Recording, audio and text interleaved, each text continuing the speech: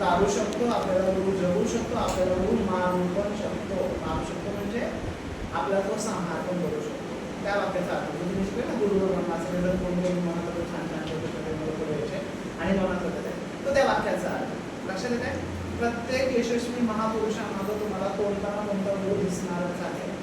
लक्षात येत आहे. बघा एखादा लहान मुलगा असेल किंवा आपण इथून एक्झाम्पल करू, छत्रपती शिवाजी महाराज माहिती आहे सगळ्यांना. जर बघा त्यांची आई राजमाता जिजाऊ नसत्या, ओके, तर आपल्याला छत्रपती शिवाजी महाराजांसारखा एक महान असा पुरुष भेटला असते का?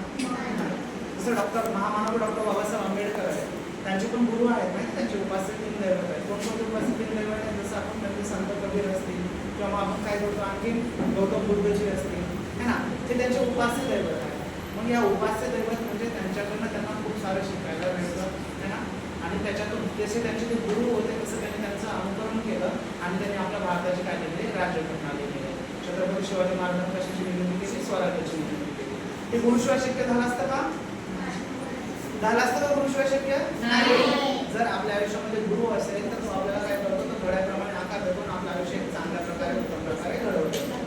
ठीक आहे, चला खूप काय काय सांगण्यासारखं आहे, पण तुम्ही वेळ काढून आम्हाला मार्गदर्शन केलं त्याच्याबद्दल सर्व जे पाहुणे आलेले आहेत त्यांचं पुन्हा एकदा जोरदार टाइम